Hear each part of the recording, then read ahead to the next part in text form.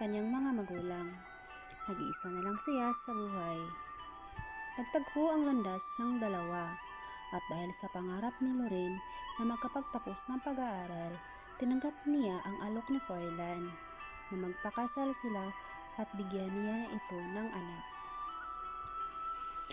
Lorraine becomes Froilan's contract wife. Ang kasunduan ay pagkatapos ng panganak ni Lorraine ay doon na rin matatapos ang kanilang kontrata. Ngunit isang umaga, nagising na lang sila na mahal na nila ang isa't isa.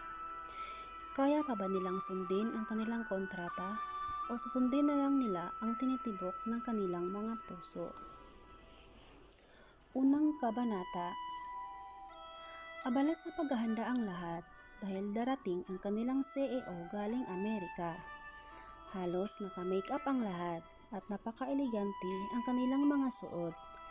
Naghanda sila ng kaunting salo-salo para sa tagumpay ng kanilang kumpanya. Nakuha kasi nila ang big-time businessman na si Arthur Briones na mag-invest sa kanila. Bukod pa roon, ngayong araw din darating si CEO Froilan Ignacio. Nadala niya ang kanyang tagumpay. Excited naman ang kanyang mga tauhan dahil malaking tulong din ito sa kanilang kumpanya. Makakapag-export na sila ng kanilang mga produkto sa Amerika. Abala ang lahat sa pagpapaganda maliban na lang kay Lorraine na walang pakialam sa kaguluhan ng kaniyang mga co-workers. Nagtatrabaho lamang siya at iyon lang ang kaniyang concern. Hindi niya nakikita ang kanilang CEO sapagkat newly hired lamang siya bilang kapalit ng sekretareng kailan lang ay tinanggal ng kanilang CEO. Nalapitan siya ni Kayla at binigyan siya ng lipstick pero tinanggihan niya ito. Lorraine, ano ka ba? Mag-lipstick ka nga, ang dry ng labi mo. Baka mamaya tanggalin ka ng boss natin kung ganyan ka-cute ang itsura mo. Pabiro na sinabi ni Kayla. Si Kayla, ang ka-close ni Lorraine doon. Bukod sa mabait si Kayla, ay palabiro pa ito. Kaya nakuha niya ang loob ni Lorraine. Hindi pala kibo si Lorraine. Mas gusto niya pa ang mag-focus sa trabaho kaysa pagchismisan ang iba. Tanging si Kayla lang ang may lakas loob na kausapin siya. Word si Lorraine, makaligo lang at makapagbihis ng maayos ay okay na sa kanya. Wala siyang kaarti-arti sa kanyang katawan. Wala siyang pakialam sa kagandahan ng mga kasama niya dahil mas importante sa kanya na makapag-ipon para sa susunod na semester. Kayla, pwede ba? Huwag kang istorbo. Hinaano ka ba ng labi ko? Kontento na ako sa itsura ko, kaya huwag mo akong didamay. Hoy Lola, nakapasuplada mo naman. Ako lang ang nagtyaga na pansinin ka, kaya huwag mo akong didmahin. Pagsagot naman ni Kayla. Ang arte mo, napakasungit mo pa, ang bata mo pa nga, pero nagmenopause ka na yata. Dagdag na saad ni Kayla. Kayla, joke pa ba yan? O totoo na? Umalis ka. Hindi mo ba nakikita? Nabisi ako. O maiwan na kita, bahala ka na nga. Pero promise maganda ka naman. Kaso nga lang, ang word mo. Diyan ka na nga. Mamaya may lunch tayo dito ha. Baka alis ka na naman, saad ni Kayla. Umalis ka na nga sa harapan ko dahil mo yung lipstick. Hindi ko yan kailangan. Saad ni Lorraine. Ang kulit mo, sabi ni Kayla bago ito tuluyang umalis. Nang iniwan ni Kayla si Lorraine, tinapos niya agad ang kanyang trabaho para hindi naman siya matambakan ng mga gagawin. At dahil sa pagod, pinatong niya ang kanyang ulo sa mesa at tinanggal niya ang kanyang salamin sa mata. Hindi niya namalayang nakatulog na pala siya. Lumipas ang ilang oras ay tulog pa rin si Lorraine at nagulat siya nang may narinig siyang kalabog sa kanyang mesa. Miss Lorraine, wake up! Anong ginagawa mo? Matutulog ka samantalang nagkasiyahan kaming lahat sa labas. Oh my God, halika nga, tumayo ka, hinila siya ni Kayla. para dalhin sa functional area kung saan nagkasiyahan ang lahat. Kailan ka ba ang salamin ko nasaan? Wait lang, balikan ko ang salamin ko. Saad ni Lorraine. Wag na nga, masyado ka naman maganda kapag wala kang salamin. Hindi binitawan ni Kayla si Lorraine at nagtagumpay siya na dalhin ito para makijoin sa kanilang lahat. Lorraine, kuhaan lang kita ng food. Dito ka lang ha, huwag kang umalis. Alam kong mahihain ka, kaya alagaan kita ngayon, sabi ni Kayla. Kayla, salamat. Pero ako okay na. Ako nang kukuha ng pagkain. Hindi naman ako mahihain. Nakatulog lang talaga ako. Tumayo na si Lorraine para kumuha ng pagkain. May isang lalaki na kumuha ng pagkain. Nagkasabay silang humawak ng serving spoon. Hinablot ng lalaki mula sa kanyang kamay ang serving spoon. Kaya hinayaan niya na lang ito. Pero ang ekspresyon ng kanyang mukha ay kitang-kita ng lalaking iyon. Kumuha si Lorraine ng drinks at tamang-tama sa pagharap niya ang mukha ng lalaki ang kanyang nakita, kaya't aksidente niyang natabunan ang kanyang hawak na juice ang polo shirt na lalaki. Oh my God, saad nito. I'm sorry, nagulat kasi ako, hindi ko alam na sa likuran kita, dagdag ni Lorraine. Clumsy, stupid, galit na sabi ng lalaki. Yun ang mga salitang binitawan ng lalaki. At agad itong tumalikod sa kanya. Nakatingin ang kanyang mga co-worker sa kanila. Nagulat ang mga ito dahil natapunan ni Lorraine ang lalaki ng juice. Uminit ang dugo ni Lorraine dahil sa kanyang narinig at hindi niya matanggap na sinabihan siya ng ganoon ng lalaki. Sinundan niya ang lalaki para pagsabihan. Pumasok ito sa restroom pero hindi siya nagpawat. Sinundan niya ito hanggang sa loob. Pumasok siya sa loob ng restroom. Hindi niya iniisip na nasa men's restroom siya pumasok. Hoy, ikaw! Galit niyang tinuturo ang lalaki. Lumaki ang mga mata nito na makita niya si Lorraine na sumunod sa kanya. Mag-usap nga tayo, saad pa ni Lorraine. Wait, ang lakas ng loob mong pumasok dito. Alam mo ba kung nasaan tayo? Kasi nga nitong sabi. Anong sinasabi mo sa akin kanina? Stupid ako? Clumsy ako? Mag-sorry ka sa akin. Mag-sorry ka. Sigaw ni Lorraine sa lalaki. At bakit ako mag-sorry sa'yo? Tanong ng lalaki. Nagtatanong ka pa? Hindi mo ba alam kung anong kasalanan mo sa akin? Galit niyang tanong sa lalaki. Kasalanan mo diba? Tinapunan mo ako ng juice. Hindi mo ba alam? Kulang pa yung salary mo, pambayad sa damit ko na sinisira mo, ganti ng lalaki. Wow, ang kapal mo. Ang yabang mo, mag-sorry ka sa akin. Hindi ako lalabas dito kung hindi ka mag-sorry sa akin. Sigaw ni Lorraine sa lalaki.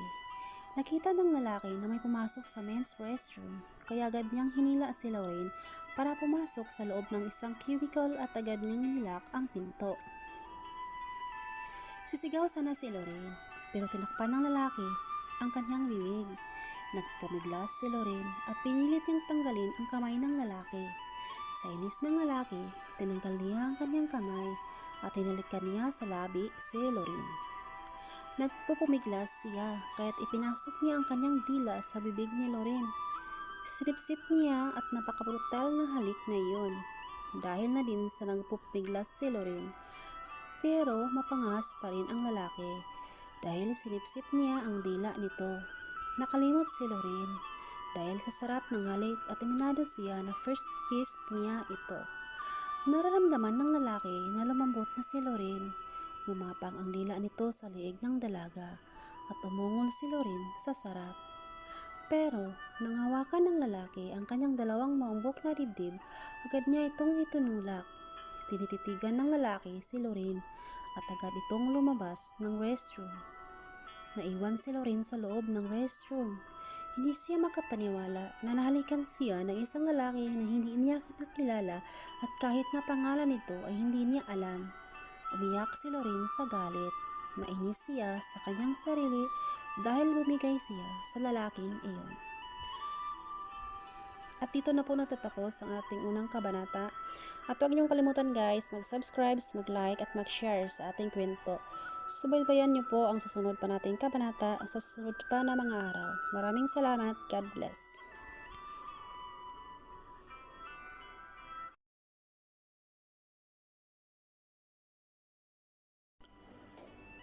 Magandang araw sa inyong lahat. Ito na po ang karugtong ng ating kwento ni na Froilan Ignacio at ni Lorraine Samonte. Pero bago ko po simulan ng lahat, please po pa-subscribe na lang po sa aking channel at pa-like na rin po. Thank you. Ikalawang kabanata. Huy babae, saan ka ba galing? Kanina pa kita hinihintay. Tapos na ang kainan nagliligpit na nga sila. Tanong ni Kayla na makita si Lorraine. Pwede ba Kayla? Huwag ngayon. Wala ako sa mood na sakyan ka. Tumakbo si Lorraine papunta sa kanyang opisina. Naiwan si Kayla na naguguluhan. First time nakita niya na galit si Lorraine sa kanya. Naiwan siyang nag-iisip dahil nakita niya si Lorraine kanina na sinusundan nito ang kanilang boss. Ano kaya ang nangyayari? Hindi kaya napapagalitan si Lorraine ni Sir Froilan dahil natapunan ng damit nito ang juice? Kawawa naman si Lorraine. Bulong ni Kayla sa kaniyang sarili. Kinuha ni Lorraine ang kanyang bag para umuwi, pero nagulat siya nang biglang bumukas ang pinto. Lumaki ang kanyang mga mata nang makita niya kung sino ang pumasok sa kaniyang opisina. Walang iba kung hindi si Froilan Ignacio, ang kanilang CEO. Ang lalaking humalik sa kanya kanina lang sa restroom. Galit na galit si Lorraine na lumapit kay Froilan. Sinampal niya ito sa mukha. Nagulat si Froilan at hinawakan niya ang kanyang mukha. Malakas ang pagkasampal ni Lorraine kaya't namula ito. Ang kapal ng mukha mo, alam mo ba na first kiss ko iyon? Manyak, sinuntok-suntok pa ni Lorraine ang dibdib ni Froilan. Kalmado lang ang CEO at hinayaan niya na inilabas ni Lorraine ang galit nito dahil kasalanan naman niya ang lahat. Pagpasok ni Kayla ay nagulat siya na makita niya ang dalawa na ganoon ang eksena. Lorraine, anong ginagawa mo? Hinila ni Kayla si Lorraine. Bakit mo sinaksaktan ang boss natin? Saway ni Kayla sa kanyang kaibigan. Nashock si Lorraine sa kanyang narinig. Hindi siya makapagsalita at tinititigan niya na lang si Kayla. Kayla, anong sinasabi mo? Pakiulit nga. Tanong ni Lorraine kay Kayla. Nagbibiro ka lang, di ba? Dagdag na tanong nito. Lorraine, ano ka ba? Hindi mo ba narinig? Siya ang boss natin. Siya ang CEO ng company kung saan tayo nagtatrabaho. Siya ang may-ari nito at siya ang nagpapasahod sa'yo. Bakit ginawa mong punching bag ang kanyang dibdib? Tanong nito kay Lorraine. Hindi makatingin si Lorraine kay Froilan. Pero hinawakan ni Froilan ang mga kamay ni Lorraine at inilagay nito sa kanyang dibdib. Lorraine, right? Pamango si Lorraine at ipinikit niya ang kanyang mga mata. Hindi siya makapaniwala na ang taong humalik sa kanya ay ang kanilang CEO.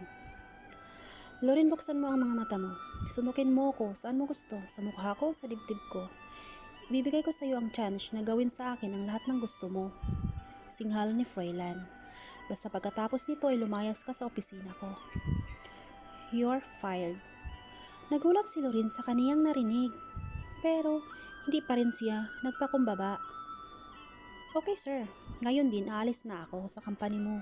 Pero wala akong plano na magpatuloy sa aking trabaho. Lalo na ngayon na alam kong manyak ang CEO, saad niya. Hoy Lorraine, ano ka ba? Bakit ganyan ka magsalita sa boss natin? Anong manyak? Ano ba kasi nangyayari sa inyo? Tanong ni Kayla kay Lorraine. Naguguluhan pa rin ito sa nangyayari. Manyak? Ako ang manyak? Ikaw pumasok sa restroom at ikaw ang sumugod sa akin, diba? Ikaw ang manyak, hindi ako.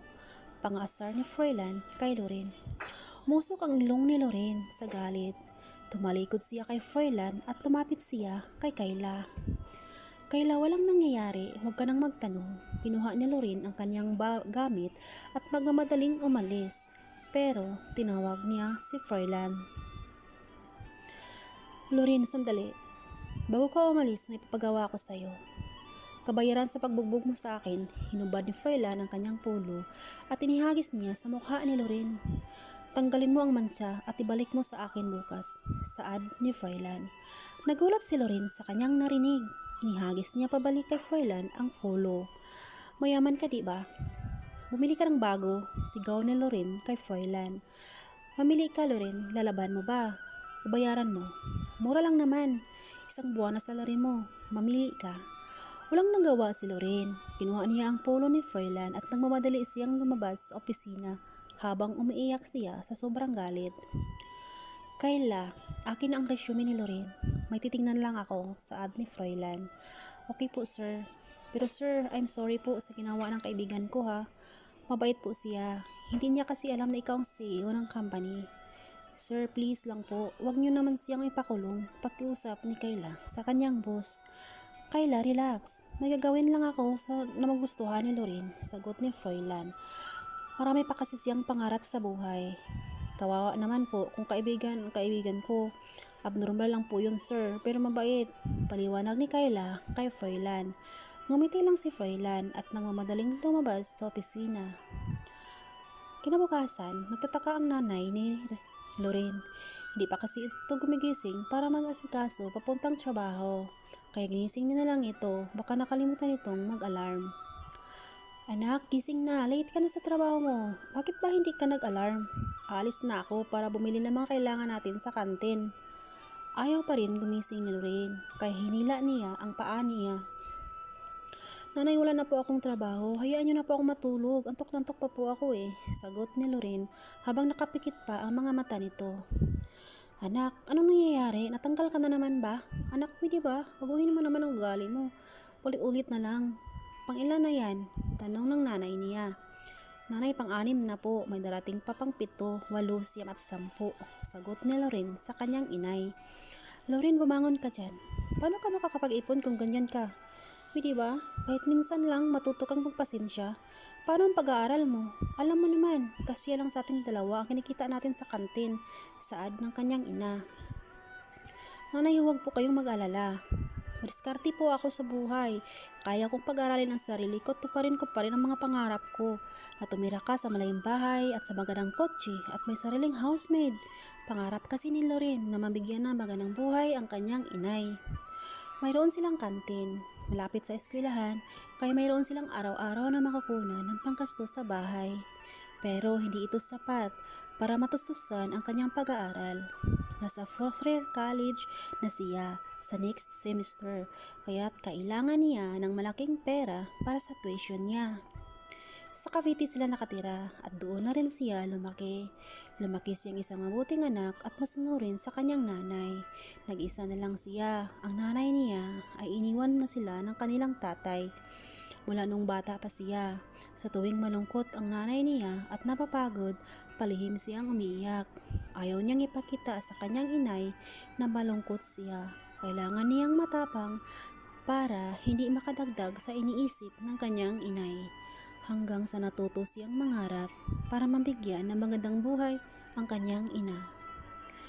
Dito na po nagtatapos ang ating ikalawang kabanata. Maraming salamat guys. Sana po i-subscribe nyo naman ang channel ko at palike na rin po. Thank you.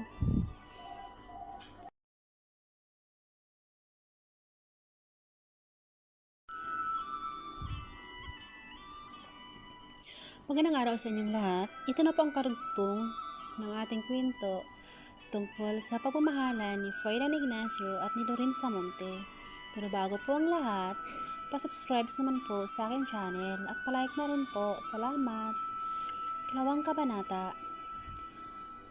May sariling pamilya ng tatay ni Loren at nasa Amerika ito naninirahan. Ang kwento ng nanay niya, nagtatrabaho ang tatay niya bilang taxi driver hanggang sa nagkaroon ito ng nobya at nagsasama sila sa isang apartment. May ibang anak na rin ito na halos kasing edad niya. Matanda lang siya ng 2 taon. Galit si Loren sa tatay niya. Para sa kanya ipatay na ito. Ayaw niya na rin ng pag-usapan pa. Kahit pangalan nito ay ayaw niya nang marinig. Palaban si Loren at hindi nagpaapi. Hindi niya naranasan na magkaroon ng boyfriend. Natatakot siya na pareho sa tatay niya ang kanyang magiging boyfriend, kaya mas pinili niya na lang na hindi magkaroon ng karelasyon. Anak naman hindi ko hinihingi yan sa'yo. Ang marangyang buhay. Ang gusto ko lang makatapos ka ng pag-aaral at magkaroon ka ng magandang buhay, saad ni Divine. Bala ka nga dyan nanay, matulong na muna ako. Mamaya ka na mag-iingay. Hinampas ng kanyang nanay ang kanyang puwit at hinila ang kanyang mga kamay. Bumangon ka, bangon. Tumana ka talaga sa tatay mo. Ganyan ang ugali ng tatay mo, prangka na wala sa lugar. Kaya ayon, lagi kang natatanggal sa trabaho, dagdag nitong sabi. Nanay, huwag mo lang banggitin si tatay. Namayapa na yun. Baka biglang mabuhay pa yun at guluhin ang magulo nating buhay. Saad ni Loren. May narinig silang sasakyan na tumigil sa tapat ng kanilang bahay. Nagmamadaling bumaba ang kanyang nanay Divine para tingnan kung sino ang kanilang bisita. Bumangon ka na dyan. Pagbalik ko mamaya na nakahilata ka ba? Bubuhusan kita ng kumukulong tubig. Sigaw nito mula sa ibaba. Patuloy pa rin sa pagtulog si Loren at hindi niya pinansin ang sinasabi ng kanyang nanay. Pagbukas ni Divine ang pinto, bumungad sa kanyang harapan ang napakagwapong lalaki. May dala itong bulaklak at maraming tsokolate. Nagulat si Nanay Divine dahil ang aga-aga pa nga mayroon nang umakyat ng ligaw sa kanyang anak. Good morning po, ma'am. Kayo ba ang mami ni Loren? Tanong nito. Ako nga ang nanay ni Loren. Good morning din po sa'yo, sir. Mandiligaw ka ba sa anak ko? Bakit ang aga naman? Baka pwedeng mamayang gabi na lang. Tulog pa kasi ang anak ko. Sa atin Nanay Divine. Ma'am, ako po yung boss niya. Nandito po ako para pabalikin siya sa trabaho. Ah, ganun ba? Sige sir, mabuti pa. Sige, pumasok ka sa loob. Tatawagin ko lang si Loren para makapag-usap kayo ng maayos. Umupo ka muna. Gusto mo pa ng kape pag timpla kita? Sa atin Nanay Divine. Sige po ma'am. Hindi pa ako kasi nag-breakfast. Salamat po. Sige, may iwan na kita. Ipaganda lang kita ng kape. Sa atin Nanay Divine. Bumangon si Loren dahil naiihi siya. Nagmandali siyang mababa at tumakbo pababa sa hagdanan. Nagulat siya nang bumungad sa kanyang harapan ang kanyang ex-boss na si Froilan Ignacio. Hindi siya makapaniwala sa kanyang nakita. Nakapajamas si Loren at wala pa itong suot na bra. Nagulat siya na makita niya si Froilan na nakaupo sa sofa. Nanay, anong nangyayari dito? Bakit po siya nakapasok dito? Tanong ni Loren sa kanyang nanay. Nakasimangot pa ito at galit na galit. Anak, aakyat daw siya ng ligaw sa'yo, kaya pinatuloy ko. Sayang naman ang mga bulaklak at tsokolate kung pauwiin ko na lang siya ay hindi kanya nakikita. Pabiro nga sinabi ng kanyang nanay. Bayan ko muna kayo ha, magpausap kayo ng maayos. Mamimili lang ako ng lutuin ko mamaya. Sir, ito na ang kape mo. Sabi ni Nanay Divine nang inabot niya ang isang tasa na may timplang kape kay Froilan. Anak, usapin mo ng maayos ang boss mo at bumalik ka na sa trabaho mo. Saad pa ni Nanay Divine sa kaniyang anak. Nanay, hindi ko na po siya boss. Bakit hindi niyo sinabi sa akin na may aso kayong pinapapasok dito para nanganda ako ng dog food? Saad ni Loren. Pang-aasar ni Loren kay Froilan. Ngumiti si Froilan at kinitatan pa siya nito. Lalong umusok ang ilong ni Loren at gusto niya itong sipain palabas sa kanilang bahay. Loren, okay na ako sa kape. Huwag ka nang mag-abala. Napangiti pa si Froilan habang kausap si Loren. Loren, umayos ka nga. Ayusin mo yung ugali mo. Bisita natin siya. Kaya gamitin mo ang pinag-aralan mo ha. Alis na ako. Umayos ka. Sir, pasensya ka na sa ugali ng anak ko. Normal lang sa kanya yan. Sana hindi ka ma-offend sa ad nito. Okay lang po ma'am, naintindihan ko po ang anak ninyo. At isa pa, may malaki akong kasalanan sa kanya.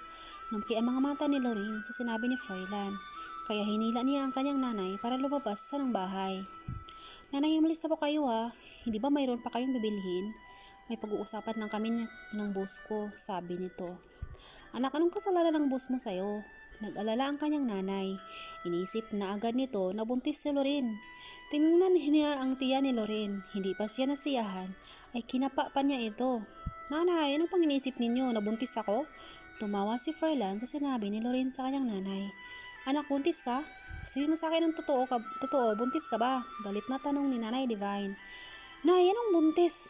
At ikaw, bakit ka tumatawa? May nakakatawa ba? Sigaw ni Loren kay Froilan. Anak, kung ano man ang problema ninyong dalawa, pag-usapan ninyo. Aalis na ako. Umalis na ang kanyang Nanay Divine para mamalingki. Nakita ni Loren na nakangisi pa si Froilan at may halong pang-aasar. Nalapitan niya ito at tinititigan. Anong ginagawa mo dito? Tinanggal mo na ako, diba? Ang pulo mo hindi ko pa nalabhan. Ang aga mo naman yata, tanong ni Loren kay Froilan. Kalinimutan mo na ang pulo, Loren. Umupo ka muna at mayroon akong ipapagawa sa'yo para makabalik ka sa aking opisina. Pero pwede ba? Mag-toothbrush ka muna at maligo ka ng baho mo. Umusok ang ilong ni Loren sa galit kay Froilan. Tsaka niya napansin ang kanyang itsura na wala siyang suot na bra at wala pang suklay ang kaniyang buhok. Shit! Oh my God! Nagmadali siyang tumakbo sa taas. Biglang nahiya siya sa kanyang itsura at naiwan si Froilan na tawa ng tawa. Pagbaba ni Lorraine, nakaligo na siya at maliwalas na ang kanyang mukha. Hindi ito nakasuot ng salamin. Tinititigan siya ni Froilan at ngumiti na naman ito. Hoy, baka makalimutan mo na pamamahay ko ito. Pwede kong bunutin isa-isa yung ngipin mo. Ngiti-ngiti ka ba dyan? Nangasar ka ba? Isa pa. Hindi ko na kasalanan kung ganun ang ayos ko. Malay ko ba kung may tagaw ibang planeta na maligaw dito sa bahay namin? Sigaw pa ni Lorraine. Lorraine, alam kong nahihiya ka. Saka hindi ko naman hinihingi ang paliwanag mo. Bakit ba kasi nagpapaliwanag ka? Kung nagagalit ka rin naman. At isa pa, may kailangan ako sa'yo. Saad ni Froilan. Ano ba yun? Hindi na kita boss ngayon, kaya ganito ang trato ko sa'yo. At isa pa, may kasalanan ka sa akin, kaya dapat lang na hindi kita tratuhin ng maayos. Pinaikot pa ni Lorraine ang kanyang mga mata, habang inaasar niya si Froilan. Nag-enjoy naman ang kanyang boss, natingnan siya. Lorraine, alam ko, kailangan mo ng trabaho. At ang pagkakaalam ko, pang-anim na ang aking company na pinapasukan mo. Lahat, tinatanggal ka sa trabaho. Nagtataka si Lorraine kung bakit alam ni Froilan ang kanyang background. Nainis si Lorraine, kulang na lang sakmalin niya ito. Ano? Saan mo naman nakuha yan? Anong pinagsasabi mo dyan? Adi ka ba? Umuwi ka nga. Isa pa. Ayoko nang bumalik sa'yo. Tumayo si Lorraine at binuksan niya ang pinto. Umalis ka na, Froilan. Umalis ka na. Saad ni Lorraine. Lorraine, gusto ko lang ilinawin sa'yo, hindi kita pinabalik sa akin. Sa company ko po, walang tayo. Baka nag-take advantage ka sa paghalik ko sa'yo.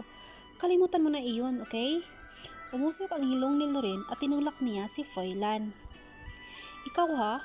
Nakakadalawa ka na sa akin. Last na lang, habang hindi pa lumabas ng sungay ko, lumayas ka na, sigaw ni Lorraine kay Froilan. Oops, Lorraine, bakit ka ba nagagalit? Nagbibiro lang naman ako. Seryoso mo naman. Nag-aaral ka, diba? Ang alam ko, next semester, graduate ka na. Ang kurso mo ay Business Administration. Favorite food mo pansit na may ketchup. Wala ka pang boyfriend since birth. At ako ang iyong first kiss. Hiwalay na din ang mami at daddy mo, diba? Ang daddy mo sumama sa ibang babae na sa Amerika nakatira at may kapatid ka sa labas. Matanda ka lang ng 2 taon sa kanya. Dito na po nagtatapos ang ating ika-3 kabanata. Sana sa susunod nating pagsasama. Maraming salamat sa pagbabasa at huwag niyong kalimutan mag-subscribe po at mag-like sa aking channel. Maraming salamat po. God bless.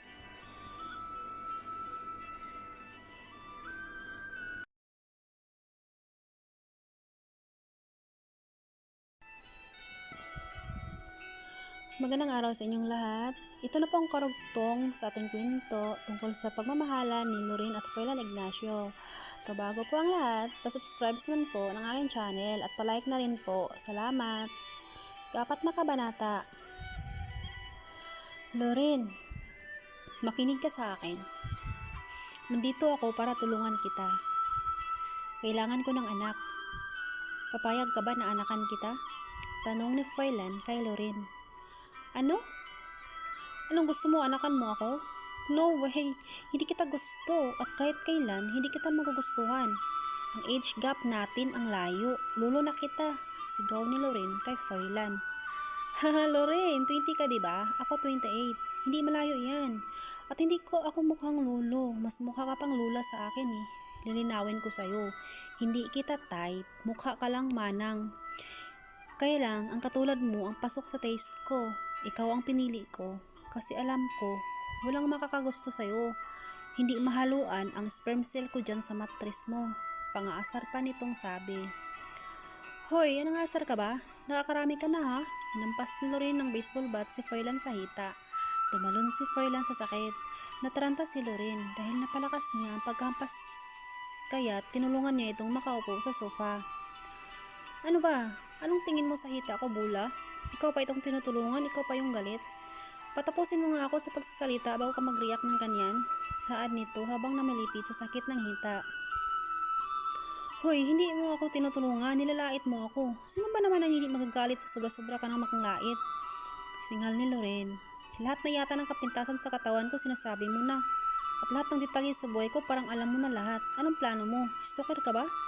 Umuwi ka na nga, baka mapatay pa kita eh. Singhal ni Loren kay Froilan. Loren, bigyan mo ako ng anak. Saad ni Froilan. Lumaki ang mga mata ni Loren at nagmamadali siyang tumayo. Inisip niya na baka gasain siya ni Froilan. Tinakpan niya ang kanyang dibdib, saka hinawakan niya ulit ang baseball bat. Tumawa ng malakas si Froilan na makita niya ang reaksyon ni Loren. Huwag kang lumapit sa akin, papatayin kita. Manya ka? Tama na yung hinalikan mo ko. No way, ang kapal ng mukha mo. Lumayas ka na nga. Tinaboy ni Loren si Froilan para umalis. Haha, Loren, ano ka ba? Nakakatawa ka naman. Wala akong plano na hawakan yung pangit mong katawan. Singhal ni Froilan. Bahayan mo ang sperm cell ko dyan sa mattress mo. Gagawin kitang surrogate mother at ikaw ang magdala sa baby ko. Saad ni Froilan. Alam mo ang ibig sabihin ng surrogate mother, diba? Nag-aaral ka naman, diba? Natural, alam mo. Hindi tayo magsisex. May kontrata tayo. Papakasalan kita para magmukhang totoo. Pero pagkatapos mong manganak, tapos na ang kontrata, sa akin na ang baby. Ano? Anak ko ang dadalhin ko tapos ibibigay ko sa'yo. Sigaw ng Loren kay Froilan. Loren, mansion, kotse, 10 million pesos kapalit ng hinihingi ko sa'yo. At kapag nakatapos ka ng pag-aaral, pwede ka na magtrabaho sa aking company. Hindi ordinary yung posisyon mo. Gagawin kitang presidente ng company ko dahil asawa kita sa papel. Dapat mataas ang posisyon mo. 9 months mo lang naman dalhin ng baby ko dyan sa tiyan mo, diba? Itlog mo at sperm cell ko lang naman ang kailangan natin para makabuo tayo ng baby. Hindi na kailangan na mag-sex tayo. Pag-isipan mo ng mabuti, Loren. Walang mawawala sa'yo. May makukuha kang benefits, may sarili kang yaya. At ang mami mo, hindi na siya magtitinda, may allowance kayo matanggap sa akin habang buhay. Kahit tapos na ang kontrata natin, hindi mawawala ang financial support ko sa inyong mag-ina. Wala kayong problemahin. Pag-isipan mo, Loren, saad nito. Iba talaga kapag mayaman, diba? Sobrang powerful ang iniisip. Excuse me ha, kahit balutin mo ng gold ang buong katawan mo, hindi ako pumayag sa gusto mong mangyari. Maraming babae dyan, kahit sa akin ka bakit sa akin ka lumapit? Minamaliit mo ba ang pagkatao ko? Tanong ni Loren kay Froilan. Loren, hindi kita minamaliit. Ang dahilan kung bakit ikaw ang mapili ko dahil matino at word ka. Dapat proud ka dahil ikaw ang pinili ko. Pero kung ayaw mo, wala akong magagawa. Sige, aalis na ako. Bago ang isip mo, ito ang calling card ko. Tawagan mo lang ako. Bye, Loren. By the way, thank you for the coffee. Have a nice day. Saad ni Froilan bago ito umalis. Naiwang nakatulala si Loren. Huminga siya ng malalim. Sa wakas nakahinga siya ng maluwag. Makyat siya sa kanyang kwarto at nag-iisip. Ang totoo, nasisilaw siya sa offer ni Froilan. Wala sa kanyang plano ang mabuntis ng maaga. Pero inisip niya na rin na hindi naman sila magsisex, kaya okay lang. Ngunit naisip niya na mali pa rin. Anak niya pa rin iyon at basta niya nalang ibigay sa iba dahil sa kayamanan. Hindi pwede. No, sigaw nito. Nagbihis na si Loren para maghanap ng trabaho. Hindi pa rin siya nawala ng pag-asa na makapagtrabaho at makapag-ipon para matustusan niya ang kanyang pag-aaral.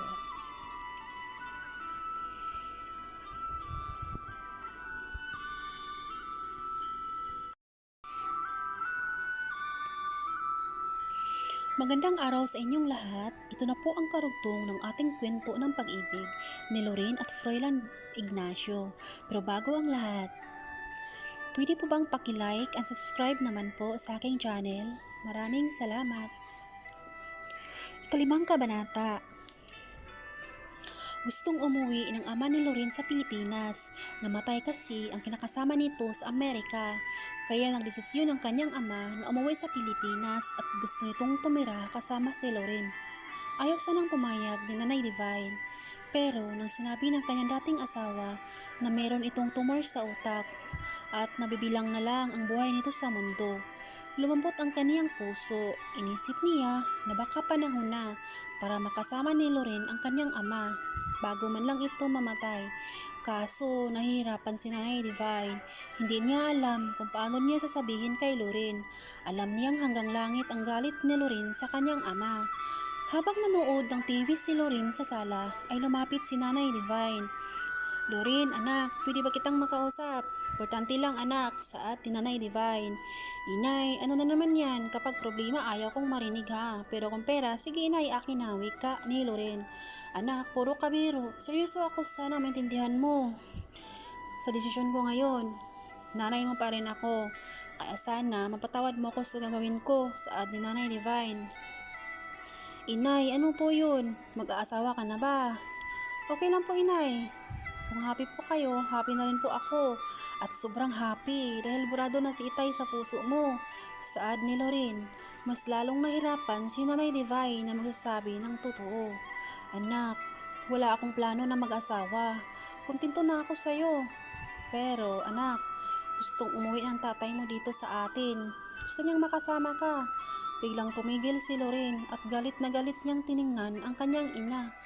No, Inay, hindi pwede. Wala akong ama, Inay. Ayaw ko siyang makita. Ayaw ko sa kanya. Anak, ama mo pa rin siya. Kailangan mong magpapatawad. Ayoko. Mas gugustuhin ko pang mamatay kaysa magpapatawad. Inay, kung ipilit niyo ang gusto niyo, patawarin niyo po ako. Aalis ako dito. Pag-isipan niyo po, Inay. Ako ang nandito mula noon hanggang ngayon. Kaya sana lang mais maisip niyo ang tama. Alis na po ako, Inay, ha. Maghanap lang po ako ng trabaho para makapagtapos ako ng pag-aaral. Dahil wala akong tatay na magpapaaral sa akin. Dahil walang kwintang tatay ko. Umalis na si Lorin. Tumulo ang kanyang mga luha. Ayaw niyang makita kahit ang aninuhan lang ng kanyang itay. Sumapit na ang gabi, pero hindi pa rin siya umuwi ng bahay. Wala siyang planong umuwi. Hindi niya matanggap ang gusto ng kanyang nanay. Kaya naisipan niya na lang na pumasok sa isang bar. Mag-isa siyang nakaupo sa table habang sumisimsim ng in-order niyang wine. Hanggang ngayon ay walang tigil sa pagtulo ang kanyang mga luha. Hindi ako papayag sa gustong mangyari ni nanay. Sunod-sunod ang pagtungga niya ng alak. Pagkatapos niya kaming iwan, maglakas loob siyang bumalik sa amin. Hindi ako papayag. Hindi, saad ni Lorin. Nakalimutan na ni Lorin na nasa loob siya ng bar. Maraming umiinom, sumasayaw at nagkakasiyahan. Nadala siya sa kanyang emosyon. Kahit nakailang baso pa lang siya ng wine ay lasing na siya. Hindi rin kasi niya sanay uminom. Nagulat siya nang may biglang umupo sa kanyang harapan. Isang lalaki na puno ng tattoo sa katawan. Hoy, miss, pagtawag nito sa kanya. Ako bang tinatawag mo? Tanong ni Lorin. Lasing ka na ba? Gusto mo na bang umuwi? Ihatid na kita sa inyo. Sabi nito, gusto mo ba sa langit o sa impyerno? Dagdag pa ng lalaki.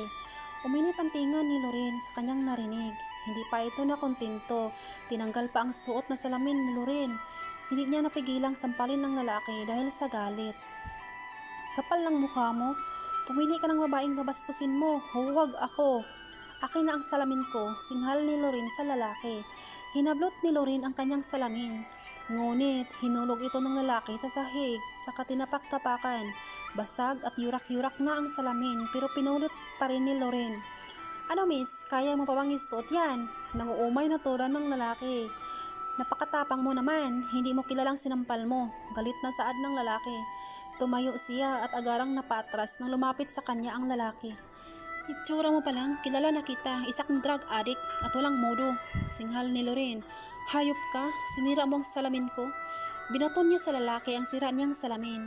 Kinuha niya pa ang baso ng wine at walang pagdadalawang isip na tinapon yun sa mukha ng lalaki. Ngunit, may dalawang lalaki na lumapit at hinawakan siya sa magkabilang kamay. Marahas siyang hinawakan ng lalaki sa mukha, pero agad na umilag siya at sinipa ito. Mga bastos kayo? Bitawan ninyo ako. Ano ba? Sigaw niya sa mga ito. Ngunit tinatawanan lamang siya nito. Nagsisigawan pa ang mga ito dahil sa saya. Miss Matapang, pwede ko bang maklaman kung anong pangalan mo? Nakadalawang sampal ka sa akin, di ba? Tinapunan mo pa ng wine ang mukha ko. Hindi man pwedeng hindi mo man lang sasabihin sa akin yung pangalan mo. Saad ng lalaki na may maraming tattoo sa katawan. Bitiwan niyo ako, mga bastos kayo. Hindi ako basta-basta magbibigay ng pangalan sa mga taong bastos at walang mudo. Sigaw ni Lorin. Lumapit na rin ang dalawang gwardiya sa bar para awatin sila. Ngunit talagang ayaw magpaawat ng mga lalaki. Nagulat na lamang ang lahat nang may sumulpot na isa kanilang harapan. Isang matangkad at napakagwapong lalaki. May kasama pa itong mga bodyguard. Bitawan ninyo ang asawa ko. Saad ng lalaki. Tigagalang lahat sa kanilang narinig. Kahit ang lalaking may tattoo sa katawan ay nakatitig kay Lorin. Hindi ito makapaniwalang may asawa na pala ito. Asawa? Tumawa pa ito. Itong babaeng to, asawa mo? Pakiulit nga, ang hirap paniwalaan eh. Pangasar pa ng lalaki. Ang sabi ko, bitawan mo ang asawa ko.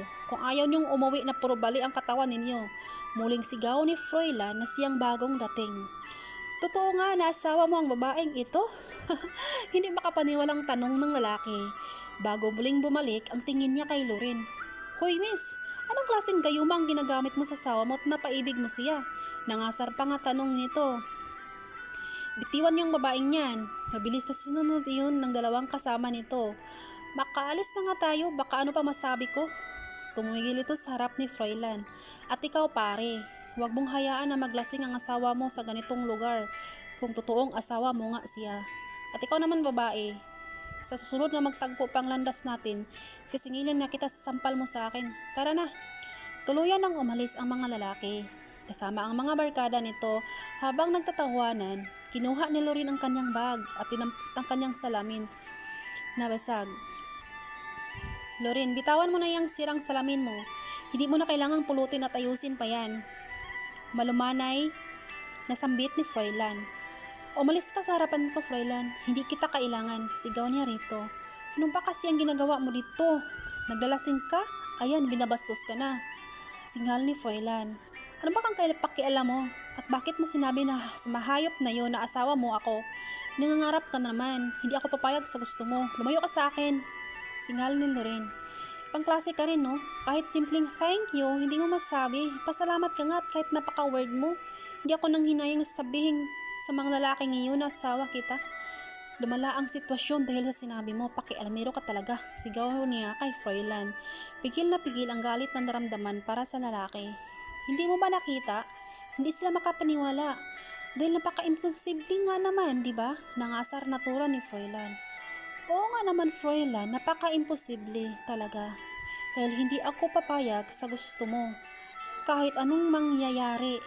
At bakit nga pala nandito? Susundan mo ba ako? Nagdududang tanong niya. Ngunit nginitian lamang siya nito. Saka iniwan. Buisit, iniwan pa ako, gago. Bulong ni Loren sa kanyang sarili. Muli siyang umupo at nag-order ng wine. Wala siyang planong umuwi. Mas gusto niya pang maglasing para makalimot kahit papaano. Antok na minulat ni Loren ang kanyang mga mata. Saglit niyang natigilan ng mapagtantong hindi pamilyar ang lugar na ito sa kanya. Nasaan ako? Kaninong bahay ito? Sino ka? Bitiwan mo ako. Sunod-sunod na tura niya habang nagpumiglas. Lasing ka na kaya pwede bang huwag kang magulo? Pasaway ka. Pinasok siya sa lalaki.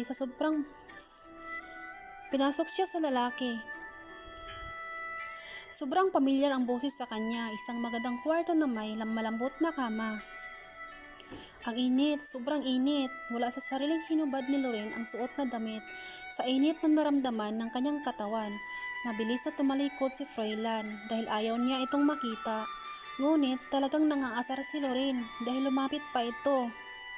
Hoy lalaking mayabang, bakit ka tumalikod? Ayaw mo bang makita ang hubad kong katawan? Ayaw mo ba? Siksi naman ako, diba? Tura ni Loren sa Magandang araw sa inyong lahat. Ito na po ang karugtong ng kwento ng pag-ibig nila Froilan at Loren. Pero bago ang lahat, paki-subscribe naman po ng aking channel. Salamat. Hoy, mayabang na lalaki. Bakit ka tumatalikod? Ayaw mo bang makita ang hubad kong katawan? Ayaw mo ba? Ha?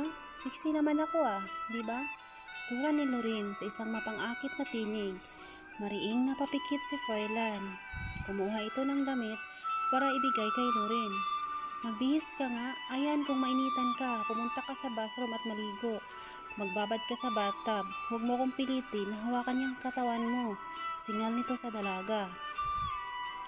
Napakasungit mo kapag hindi ka lasing. Tapos ngayon ay pamimigay mo na yang basta-basta ang katawan mo sa akin. Inis na tura ni Froilan dahil sa kinikilos ni Loren. Hinila niya ito patungo sa bathroom. Halika rito sa loob ng banyo. Maligo ka para may mas himasan ka. Ano ba? Bitawan mo ako. Ayokong maligo. Ano ka ba? Pagpumiglas ni Loren. Hindi pinapansin ni Froilan ang pagpumiglas ni Loren. Walang antupili nitong pinandar ang shower. Dahilan sa para mapapatili si Lorin dahil sa malamig na tubig na dumadampi sa kanyang katawan. Pareho sila dalawang basa dahil sa ikot ni Lorin. Ano ba? Bitawan mo ako. Hindi sinasyang natulak ni Froilan si Lorin, kaya bumagsak ito sa sahig. Mabilis na niya naman itong tinutulungan para tumayo, pero agad rin siyang napalunok nang bumungad sa kanyang harapan ng dalawang maumbok na dibdib ng dalaga. Tumalikod siya agad bago pa niya ito makain. Ang manyak mo, Lorin. Hindi kita papatulan, maligo kang mag-isa. Pigil-pigil ni Froilan ang sarili dahil sa init ng biglang lumukob sa kanyang katawan. Ngunit, hinila siyang muli ni Lorin. Hindi kita bibitawan. Ano akala mo sa akin, tanga, para bitawan ka? Halika, sabayan mo akong maligo. Nawawala sa sarili si Lorin dahil sa sobrang kalasingan nito. Hindi niya maintindihan ang mga kinikilos niya. Hubarin mo ang damit mo. Wala sa sariling napunta ang kamay ni Lorin sa lilayan ng damit ni Froilan. Hindi niya alam ang kanyang ginagawa. Pinigilan siya ni Froilan dahil may respeto pa rin siya sa dalaga. Natatawa na lang siya sa mga ginagawa ni Lorin. Kung gaano ito katapang, kung hindi lasing, ay ganun din ito kamanyak kapag lango sa alak. Kahit na inaakit na siya ng dalaga, ay hindi niya ito pinapatulan. Ayaw niyang magpansamantalahan ang kalasingan nito. Tama na, Lorin. Maligo ka na at pagkatapos mo, andoon yung tuwalya. Magpapagawa ako ng soup kay Manang para mahimasmasan ka. Nakakahiya ka. Mag-usap tayo bukas. Iniwan na ni Froilan si Lorin. Lalaki siya at hindi niya kayang makita ng ganoon ang itsura ni Lorin at baka hindi niya mapigilan ang kanyang sarili. Bumaba siya sa kusina para utusan si Manang na magluto ng soup. Bumalik din siya agad sa kwarto para magbihis. Pati siya ay nabasa dahil sa sobrang likot ni Lorin kanina. Hindi mawala sa kanyang isip ang katawan ng dalaga. Nagiinit ang kanyang katawan. Aminado siya na sobrang aakit siya sa katawan nito. Matangkad si Lorin, maganda ang hubog ng katawan at napakakinis ng balat. Nakita niya ang hugis ng dibdib nito. Napaka-perfecto. Gustong-gusto niya itong hawakan. Naramdaman niya ang paninikip ng suot niyang pang-ibaba. Napamura siya at lihim na napangiti. Lagot ka sa akin bukas, Lorin. Tingnan natin kung anong reaksyon mo kapag nakita mo ang video. Napakamanyak mo. Gusto mo pa akong gahasain? Saad ni Froilan. Sakit ng ulo ang naramdaman ni Lorin sa kanyang pagising. Hinahanap niya ang kanyang salamin pero hindi niya na ito makita. Sa kanya na lang naalala na nabasag na pala ito. Inilibot niya ang kanyang paningin. Ngunit, laking gulat niya nang mapagtanto na ibang itsura ang kwarto. Napaiktad siya at nagmamadaling bumangon. Shit! Nasaan ako? Bakit ako nandito? Oh my God! Kinapa niya ang katawan pero wala naman siyang kakaibang nararamdaman. Kinuha niya agad ang kanyang bag na nasa ibabaw ng bedside. At saka napansin na polo lang ang kanyang suot na damit. Nasaan ang mga damit ko? Wala akong underwear? Halos mayak si Lorin sa sobrang pag-alala sa totoong nangyayari sa kanya. Hotel ba ito? Sino ang nagdala sa akin dito? Sobrang lasing ko ba kagabi at wala akong maalala kahit na isa? Lord, ano ba ang virginity ko? Nasaan ang bra at panty ko? Nasaan ako? Ilang ito sa mga tanong na tumatakbo sa kanyang isip. Naguguluhan siya at natakot siya sa nangyayari. Biglang bumukas ang pinto, kaya mabilis siyang napatayo para tingnan kung sino ang pumasok. Good morning, Lorin. Isang ginang na may dalang nakaputing damit ang bumati sa kanya. Ito ang mga damit na nilabhan nito kagabi. Huwag kang mag-alala dahil sa ako ang nagbihis sa'yo. Wala kang underwear, di ba? Nakangiti nitong turan sa kanya. Kilala niyo po ako? Sino po kayo? Bakit po ako nandito? Anong ginagawa ko rito? Sunod-sunod niyang tanong sa ginang. Sinabi ni Froilan sa akin ang lahat. Manang Carmen ang tawag mo sa akin. Ang swerte mo, iha. Ikaw ang kanaunahang babae na dinala ni Froilan dito sa mansyon. Kahit minsan ay wala siyang dinadala rito.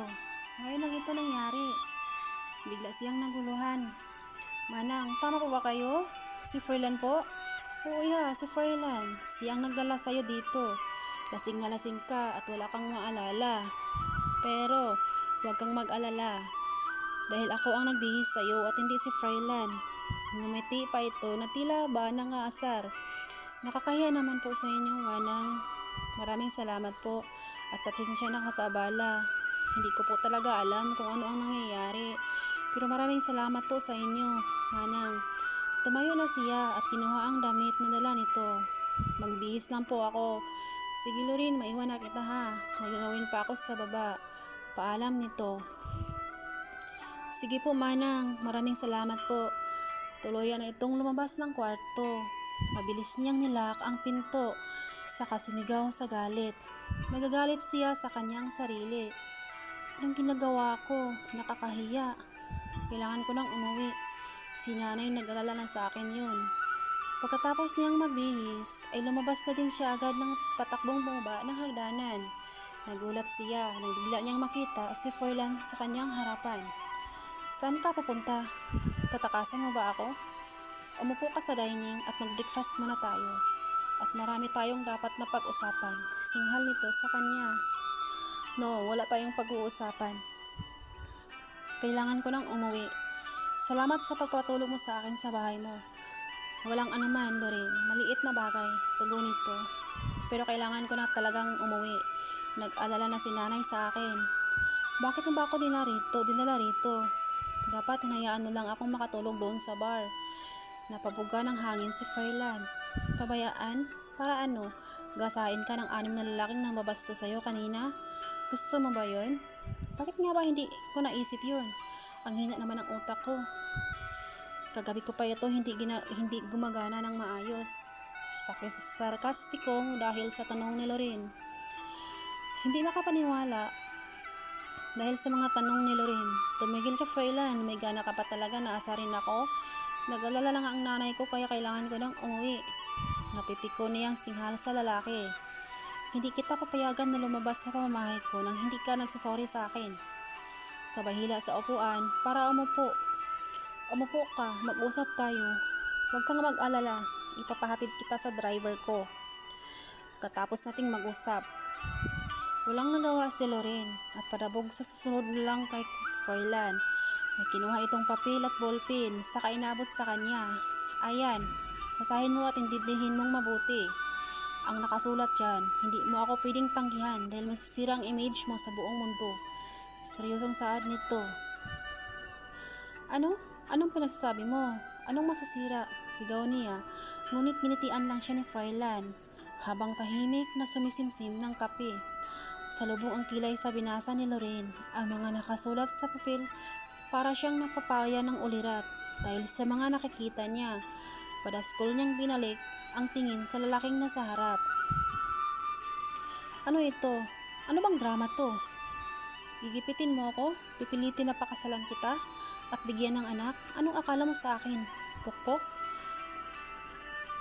Hindi makapaniwalang tanong.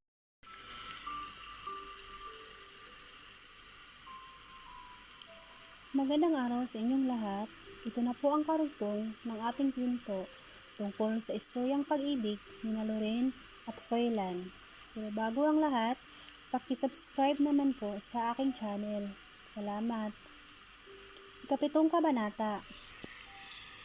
Hindi kita papayagan na lumabas sa pamamahay ko nang hindi ka nagsusorry sa akin. Sabay hila sa upuan para umupo. Umupo ka, mag-usap tayo. Huwag kang mag-alala, ipapahatid kita sa driver pagkatapos nating mag-usap. Walang nagawa si Lorin at padabog na sumunod na lang kay Froilan. May kinuha itong papel at ballpen sa inabot sa kanya.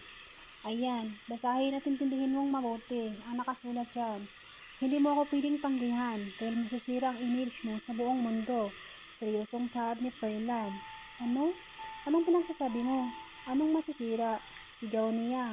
Ngunit, minitian lang siya ni Froilan habang natahimik na sumisimsim ng kape. Salubong ang kilay na binasa ni Lorin ang mga nakasulat sa papel para siyang papanawan ng ulirat. dahil sa mga nakikita niya.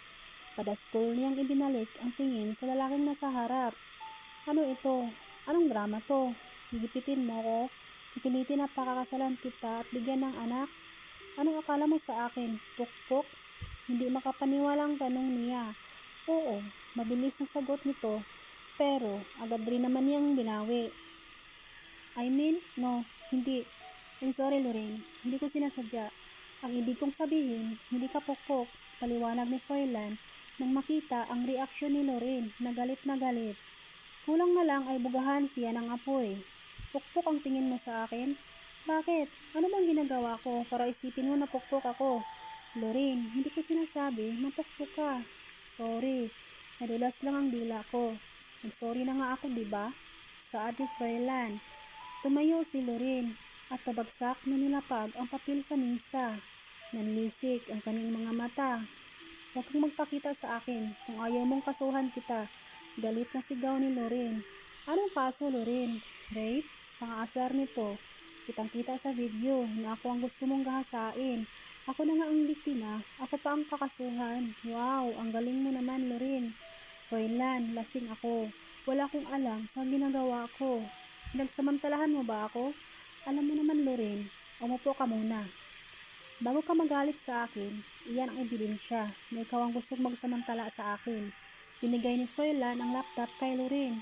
Halos mahigit niya ang kanyang hininga na makita niya ang pinanggawa niya sa loob ng kwarto at banyo kagabi. Hindi siya makapaniwala. Sunod-sunod na tumulo ang luha niya. Dahil sa galit at walang pag-alinlangang, tinapunan ng tubig sa mukha si Froilan. Hayop ka? Anong plano mo? Sinasadya mo ba kunan ako ng video? Napakawalang hiya mo. Salbahe ka. Titikitin mo ba ako? Dahil sa video na yan, sigaw niya sa lalaki. Hindi, Lorraine. Ang hinihingi ko lang, ibibigay ko ang lahat sa'yo. Pero, pumayag ka sa gusto ko. Ang manyak mo, Froilan. Pinagdasaan mo bang katawan ko? I-delete mo ang video na yan kung ayaw mong mabulok ka sa kulungan. Napahalakhak si Froilan. Ano? Ako, manyak pa talaga? Ikaw ang manyak. Muli niyang sigaw. Wala akong gusto sa'yo, Lorraine. Nakita mo ba na pinagsamantalaan kita? Pinatulan ba kita sa pangaakit mo sa akin? Hindi, diba? Bulalas nito. Kunwari ka pa. Kinukuhaan mo nga ako ng video, diba? Manyak ka nga. Hinawakan ba kita? Hindi kita ginalaw. Kaya manahimik ka nga. Singal ni Froilan. Pigil ang inis. Natura ni Froilan. Pagod na sinandal nito ang likod sa upuan at marahang ipinikit ang mga mata. Umupo ka at pag-usapan natin to ng maayos. Basahin mo ang kontrata at sabihin mo sa akin kung ayaw mo pa rin. Hindi nakasagot si Lorraine at nanatili na lang nananahimik. Napahilot sa sentido si Froilan dahil sa naging sagutan nilang dalawa. Bibigyan kita ng 1 linggo para mag-isip. Kung ayaw mo pa rin, maghahanap na ako ng iba at huwag kang mag-alala. Buburahin ko ng video na yan. Akin na ang laptop. May nahanghusal nito bago bawiin ang laptop mula kay Lorraine. Kumain ka muna bago ka umuwi. Sinabihan ko na ang driver na ihatid ka. Pag-isipan mo, Lorraine. Ikaw ang pinili ko dahil alam kong hindi mahulog ang loob ko sa'yo. Hindi kita type. Tumalikod na ito at nagsimulang maglakad patungo sa hagdan. Naiwan si Lorraine na napupuyos ng galit dahil sa mga sinabi ng lalaki. Walang hiya ka, kahit kailan hindi kita magugustuhan. Ang yabang mo, bulong niya sa kanyang sarili. Nagulat ang nanay ni Lorraine nang nakita niyang bumaba mula sa isang wagarang kotse. Mabilis itong lumapit sa kanya at sinalubong ng sampal. Saka siya hinila papasok ng bahay. Hindi siya makapagsalita dahil sa gulat.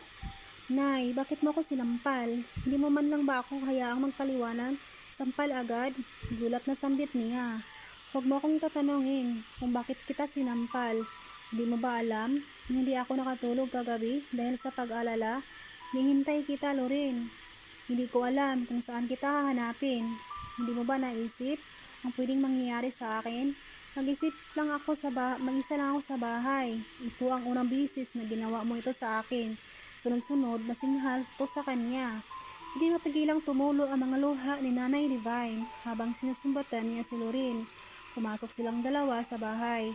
at marahan niyang tinulak si Lawrence paupo sa sofa. Nay, relax lang. Walang masamang nangyayari sa akin. Ito ako biro niya para pagaanin ang tensyon sa kanyang ina. Nagtatampo lang po ako sa inyo eh. Hindi ko naman sinasadya. Hindi na umuwi kagabi. Paliwanag niya. Bakit? Saan ka natulog kagabi? Bakit ka inuumaga ng uwi?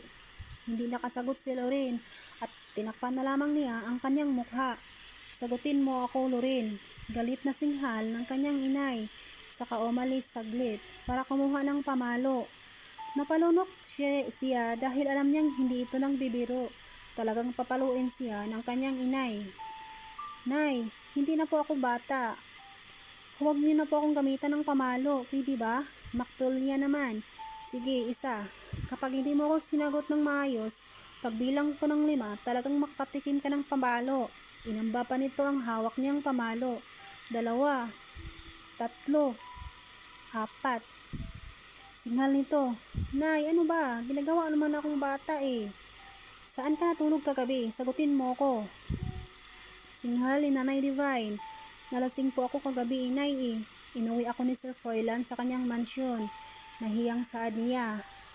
Dahilan para manlaki ang mga mata ng kanyang inay. Inuwi? Ano ang ibig sabihin? Inuwi ka ni Sir Froilan sa mansyon? At ano ang ginagawa niya sa'yo? May nangyari ba sa inyo? Sagutin mo ko, malandi ka, sigaw nito sa kanya. Nay, hindi, wala pong nangyayari sa amin. Magkaiba po kami ng tinutulugan na kwarto. Paliwanag niya. Ngunit, hindi nabawasan ang galit na naramdaman nito dahil sa nangyayari. Napahawak sa batok si Nanay Divine. Kunin mo ang cellphone mo at tawagan mo yung boss mo ngayon din. Nanghihinang utos nito sa kanya. Bakit pa? Hindi naman po kailangan eh. Para saan pa po? Ayoko. Pagtanggi niya at saka tumayo. Para sana umakyat na sa kanyang kwarto. Ngunit, mabilis siyang hinampas nito sa puwit. Napahiyaw siya sa sakit. Nay, masakit yan eh. Muli siyang hinila nito. Paupo. Saka pinandilata ng mga mata. Kunin mo ang cellphone mo. At tawagan mo ang boss mo. Mariin at seryosong usal nito. Ngunit, hindi siya napatinag. Hindi ko na nga siya boss eh. Ang kulit niyo po, inay. At ako pa ang makulit. Lumandi ka. Pero ako ang makulit. Kailangang panagutan niya ang ginawa niya sa'yo. Nay, ano ba? Wala kaming ginawa. Ano ba ang iniisip ninyo? Nakakahiya naman po. Walang nangyayari. Kaya walang dapat panagutan. Pahayag niya. At isa pa, wala akong number sa taong yun. Loren, makinig ka sa akin. Gusto kong makausap ang Froilan na yun sa ayaw at sa gusto mo. Singhal ng kanyang inay. At dito na po nagtatapos ang ating 7 kabanata. Sana po bukas ay subaybayan nyo rin ang ating kwento. Maraming salamat.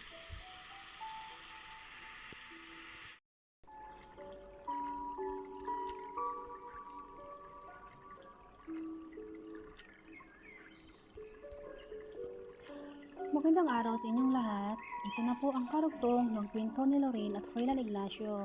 Pero bago po ang lahat, pag-subscribe naman po ng aking channel.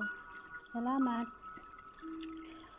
Sir Froilan, may pinagsabi po si Lorraine, emergency daw po. Ang sabi niya, puntahan mo raw siya sa kanilang bahay ngayon. Gusto ka raw makausap ng kanyang nanay. Nangunot ang noo ni Froilan. Bakit daw Kayla? May kasalanan ba ako sa kanyang nanay? Tanong nito kay Kayla. May tanong ko lang, sir. Nakikita mo ba kayo ni Lorraine? Nagtatanong ni Kayla kay Froilan. Nagtataka kasi siya kung bakit makilala ang dalawa. Kasi kilala mo ang kanyang nanay at alam mo rin ang kanilang bahay. Huwag kayong magagalit ha, pero may gusto ka ba sa kaibigan ko? Walang aatubiling tanong ni Kayla. Hindi niya maintindihan kung paano nagkakilala ang dalawa. Ang dami mong tanong. Hindi ko alam kung paano kita sasagutin. Natatawa ang tura niya. Pero wala akong gusto kay Lorraine. May hinihingi lang akong pabor. Kaya lumapit ako sa kanya. Sige, maiwan na kita. Asikasuhin mo ang opisina ko ha. Magsasalita pa sana si Kayla. Ngunit, pinigilan na siya ni Froilan. Nagmamadaling lumabas na ito sa silid para tumungo sa parking lot kung nasaan ang kanyang kotse. Mabilis niya itong pinaharurot papunta sa bahay ni Lorraine. Alam niya ang dahilan kung bakit gusto siyang makausap ng nanay ni Lorraine. Dahil iyon sa hindi niya pag-uwi kagabi. Hindi mapakali si Lorraine habang hinihintay ang lalaki. Palakad-lakad siya sa bahay dahil sa hindi may paliwanag na kabang nararamdaman ngayon. Nay, paparating na si Sir Froilan. Ano ang sasabihin mo sa kanya? Ano ang itatanong niyo? Na may nangyari ba sa amin kagabi? Nakikiusap po ako, Nay. Huwag naman po, nakakahiya po eh. Pakiusap niya sa nanay. Ngunit siningharan lang siya nito. Tumigil ka, Lorraine. Huwag mo akong pangunahan. Huwag mo akong turuan kung anong sasabihin ko sa kanya. Ilang sandali pa ay may kumatok na sa kanilang pinto. Alam nila na si Froilan na yun. Binuksan agad ni Lorraine ang pinto at tinitigan si Froilan. Pumasok ka na, Sir Froilan. May pag-usapan tayo. Seryosong saad ni Nanay Divine. Magandang umaga po sa inyo, Ma'am Divine. Kumusta po kayo? Nakangiting bati ng binata. Magandang umaga rin sa'yo, sir. Maupo ka muna. Pumaling ito kay Lorraine. Lorraine, maupo ka na rin para makapagsimula na tayo. Saad ni Nanay Divine. Nay, ano ba? Ano ba ang sisimulan niyo? Pinakabahang tanong niya sa kanyang inay. Natatakot na siya na baka kung anong sasabihin nito kay Froilan. Sir Froilan, bakit mo inuwi ang anak ko kagabi sa bahay mo? Anong ginawa mo sa anak ko? Tanong niya. Ma'am, wala pa akong ginawang masama sa anak ninyo. Sa katunayan nga po, ay siya po ang may masamang ginawa sa akin. Tura ni Froilan, nang may lihim na ngiti sa labi. Nag-init ang tinga ni Lorraine dahil sa narinig. Kaya malakas niyang sinipa sa binti si Froilan. Wala akong ginagawa sa'yo. Huwag kong magkamali, Froilan.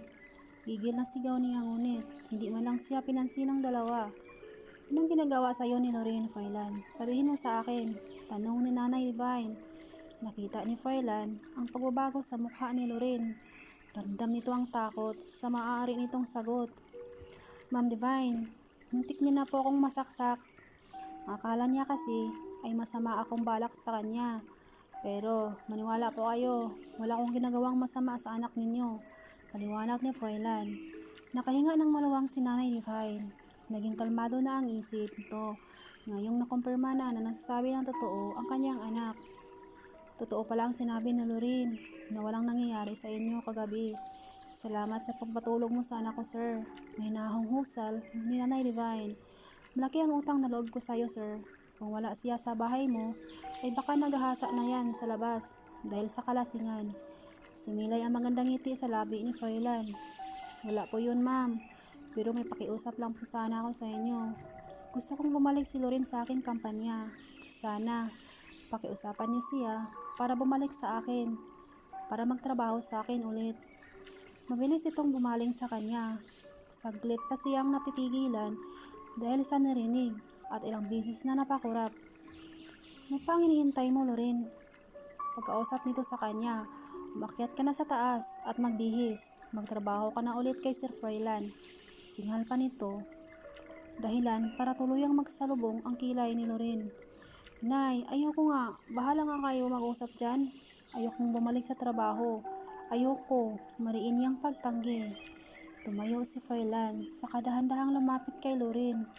Nilapit pa nito ang bibig sa kanyang tenga para bumulong. Magbihis ka na kung ayaw mong sabihin ko sa nanay mo ang totoo na muntik mo na akong pinagsamantalahan kagabi. Ngunit ngumiti pa ito ng malapad para mas lalong maasar si Lorraine. Okay, sige. Manda ka sa akin, Froilan. Gusto mong bumalik ako sa trabaho? Sige, guguluhin ko ang buhay mo araw-araw. Singhal ni Lorraine.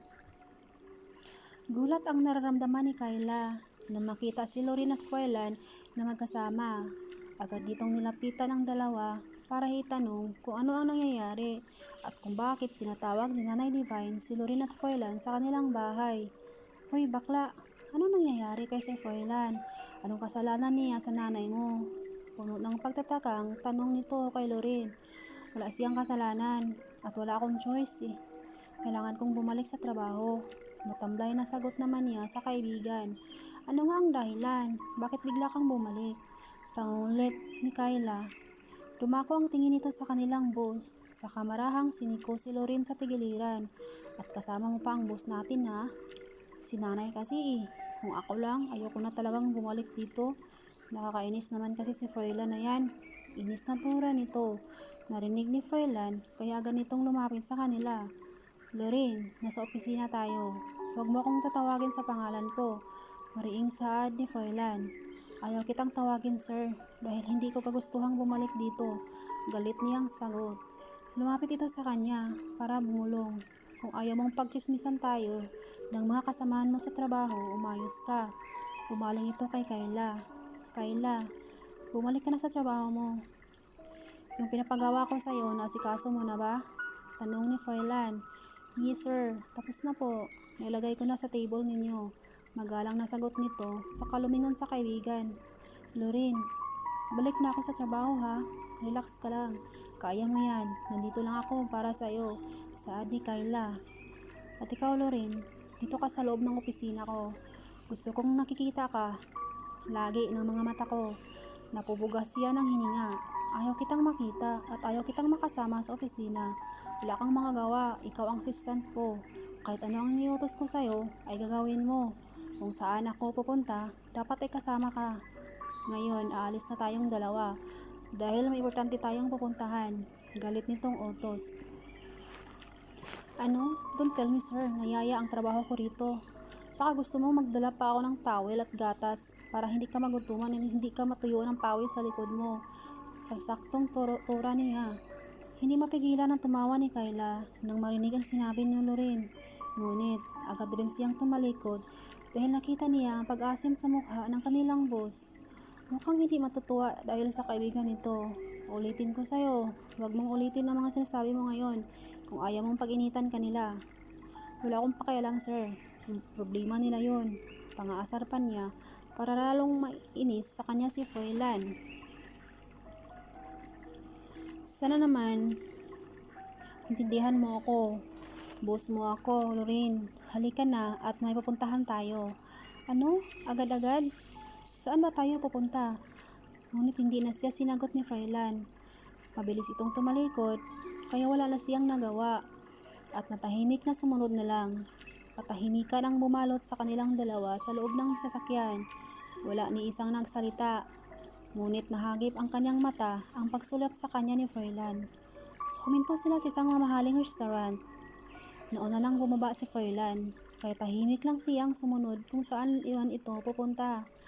Namanga siya na makapasok sila sa loob at nakita kung gaano kaganda at kabango ang kabuuan ng lugar. Naupo siya sa harap ni Froilan. Sir, busog pa po ako. Ayokong kumain. Tinitigan lang siya ni Froilan at hindi nagsasalita. Matapos ang ilang